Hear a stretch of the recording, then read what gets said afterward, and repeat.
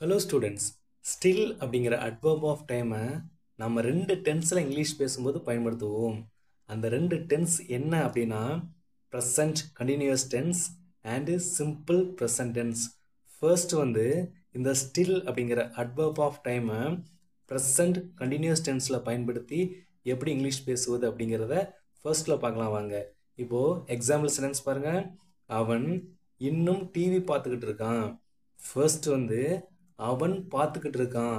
இதை present continuous டென்ஸில் இங்கிலீஷில் சொல்லணும். எப்படி சொல்லணும்? ஹீ இஸ் வாட்சிங் அப்படின்னு சொல்லணும். இதான் பேச்சு வழக்கில் கொடுத்துருக்குறேன்.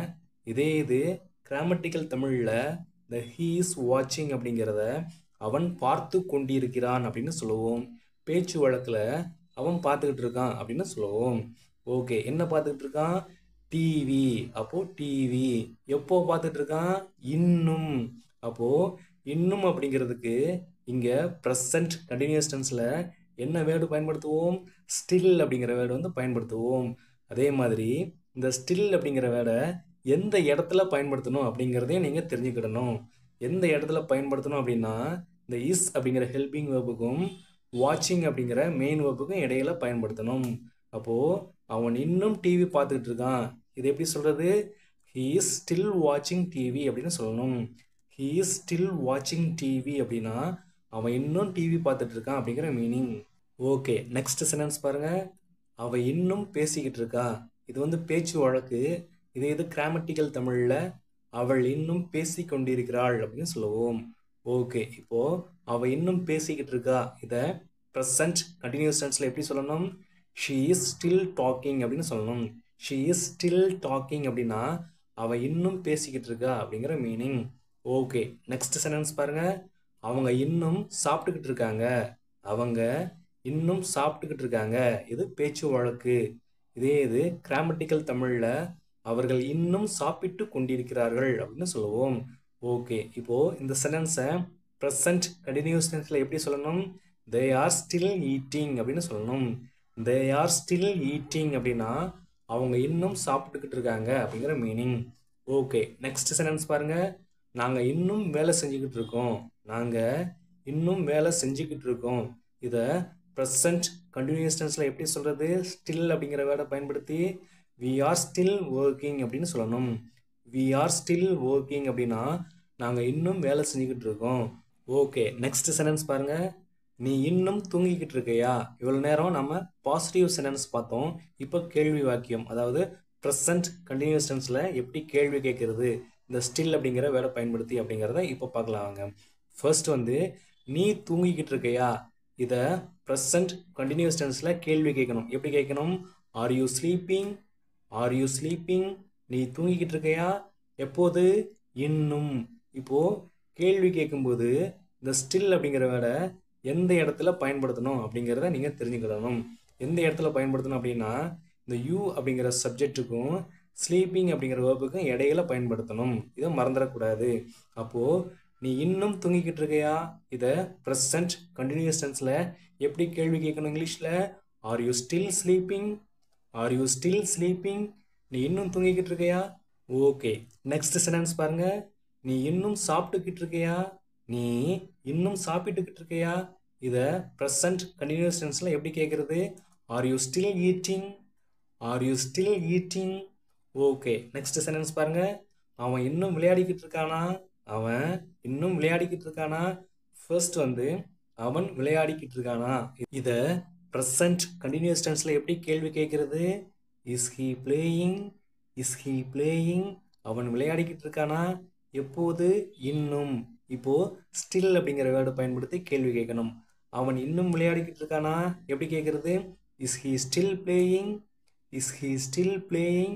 ஓகே, நெக்ஸ்ட்டு இந்த ஸ்டில் அப்படிங்கிற அட்வர்ப் ஆஃப் டைமை சிம்பிள் ப்ரெசன்ட் டென்ஸில் பயன்படுத்தி எப்படி இங்கிலீஷில் பேசுகிறது அப்படிங்கிறத இப்போ பார்க்கலாம் வாங்க. இந்த ஸ்டில் அப்படிங்கிற அட்வர்ப் ஆஃப் டைமை சிம்பிள் ப்ரெசன்ட் டென்ஸில் ரெண்டு சுச்சுவேஷனாக நம்ம பயன்படுத்துவோம். அதில் ஃபர்ஸ்ட் சுச்சுவேஷன் என்ன அப்படின்னா பெர்மனன்ட் சுச்சுவேஷன். செகண்ட் ஒன்று என்ன அப்படின்னா ஹேபிட்ஸ். இப்போது எக்ஸாம்பிள் சென்டென்ஸ் பாருங்கள். ஃபர்ஸ்ட் எக்ஸாம்பிள் சென்டென்ஸ் பாருங்கள். நாங்கள் இன்னும் அந்த வீட்டில் தான் இருக்கோம். அதாவது ரொம்ப நாளைக்கு முன்னாடியே ஒரு வீட்டில் இருந்தோம். இன்னமும் நாங்கள் அந்த வீட்டில் தான் இருக்கோம். இது வந்து எதை குறிக்கிறது? பெர்மனன்ட் சுச்சுவேஷனை குறிக்கிறது. ஃபர்ஸ்ட் வந்து நாங்கள் இருக்கோம். இதை சிம்பிள் ப்ரெசன்டென்ஸில் பெர்மனன்ட் சுச்சுவேஷனில் சொல்லணும். எப்படி சொல்லணும்? நாங்கள் இருக்கோம். இதை சிம்பிள் ப்ரெசன்டென்ஸில் சொல்லணும். அப்போது we live அப்படின்னு சொல்லணும். அதாவது கிராமட்டிக்கல் தமிழில் we live அப்படின்னா நாங்கள் வசிக்கிறோம் அப்படின்னு சொல்லுவோம். பேச்சு வழக்கில் நாங்கள் இருக்கோம் அப்படின்னு சொல்லுவோம். ஓகே, எங்கே? அந்த வீட்டில். அப்போது in that house. in that house. எப்போது? இன்னும். அப்போது நாங்கள் இன்னும் அந்த வீட்டில் தான் இருக்கிறோம். இப்போது இந்த இன்னும் அப்படிங்கிறதுக்கு இந்த ஸ்டில் அப்படிங்கிற வேர்டை பயன்படுத்தணும். இங்கே சிம்பிள் ப்ரெசன்டென்ஸில் இந்த ஸ்டில் அப்படிங்கிற வேர்டை எந்த இடத்துல பயன்படுத்தணும் அப்படிங்கிறத நீங்கள் தெரிஞ்சுக்கிடணும். எந்த இடத்துல பயன்படுத்தணும் அப்படின்னா இந்த வி அப்படிங்கிற சப்ஜெக்ட்டுக்கும் இந்த லிவ் அப்படிங்கிற வேர்புக்கும் இடையில பயன்படுத்தணும். ஓகே, இப்போது நாங்கள் இன்னும் அந்த வீட்டில் தான் இருக்கோம். இதை சிம்பிள் ப்ரெசன்டென்ஸில் எப்படி சொல்கிறது? we still live in that house. we still live in that house. நாங்கள் இன்னும் அந்த வீட்டில் தான் வசிக்கிறோம். ஓகே, நெக்ஸ்ட் சென்டென்ஸ் பாருங்க. அவன் இன்னும் இங்கே தான் வேலை செய்கிறான். அவன் இன்னும் இங்கே தான் வேலை செய்கிறான். ஃபர்ஸ்ட் வந்து அவன் வேலை செய்கிறான், அதாவது ரொம்ப நாளைக்கு முன்னாடி வேலை செஞ்சான், இன்னும் இங்கே தான் வேலை செய்கிறான். இது வந்து என்னது? Permanent situation. இதை சிம்பிள் ப்ரெசன்டென்ஸில் எப்படி சொல்கிறது? அவன் வேலை செய்கிறான் அப்படிங்கிறத he works அப்படின்னு சொல்லணும். he works அப்படின்னா அவன் வேலை செய்கிறான். எங்கே? இங்கே. அப்போது ஹியர். எப்போது? இன்னும். அப்போது இன்னும் அப்படிங்கிறதுக்கு இந்த ஸ்டில் அப்படிங்கிற வேர்டை பயன்படுத்தணும். எங்கே பயன்படுத்தணும்? he அப்படிங்கிற சப்ஜெக்ட்டுக்கும் works அப்படிங்கிற வேர்புக்கும் இடையில பயன்படுத்தணும். அப்போது அவன் இன்னும் இங்கே தான் வேலை செய்கிறான். எப்படி சொல்கிறது? he still works here. he still works here. அவன் இன்னும் இங்கே தான் வேலை செய்கிறான். ஓகே, நெக்ஸ்ட் சென்டென்ஸ் பாருங்க. அவன் இன்னும் அந்த ஸ்கூலில் தான் படிக்கிறான். ஃபர்ஸ்ட் வந்து அவன் படிக்கிறான், அதாவது ரொம்ப நாளைக்கு முன்னாடி அந்த ஸ்கூலில் தான் படிச்சுக்கிட்டு இருக்கான், இன்னும் அங்கே தான் படிக்கிறான். இது வந்து எதை குறிக்கிறது? பெர்மனன்ட் சுச்சுவேஷனை குறிக்கிறது. அப்போது அவன் படிக்கிறான். இதை சிம்பிள் ப்ரெசன்டென்ஸில் எப்படி சொல்கிறது? he studies அப்படின்னு சொல்லணும். he studies அப்படின்னா அவன் படிக்கிறான். எங்கே? அந்த ஸ்கூலில். அப்போது அந்த ஸ்கூலில் எப்படி சொல்கிறது? in that school. in that school அப்படின்னு சொல்லணும். எப்போது? இன்னும். அப்போது அவன் இன்னும் அந்த ஸ்கூலில் தான் படிக்கிறான். இது எப்படி சொல்கிறது? சிம்பிள் ப்ரெசன்டென்ஸில் he still studies in that school. he still studies in that school. Okay, next வந்து இந்த ஹேபிட்ஸுக்கு எக்ஸாம்பிள் சென்டென்சஸ் பார்க்கலாம் வாங்க.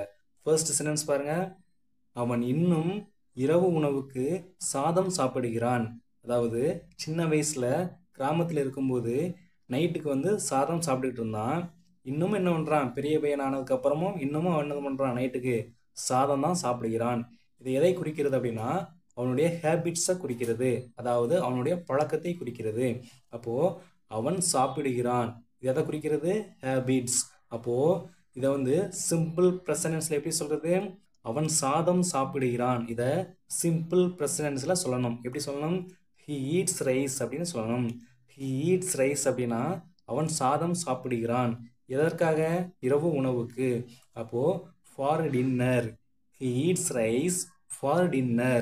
அவன் இரவு உணவுக்கு சாதம் சாப்பிடுகிறான். எப்போது? இன்னும். இன்னும் சாதம் தான் இரவு உணவுக்கு சாப்பிட்டுக்கிட்டு இருக்கான்.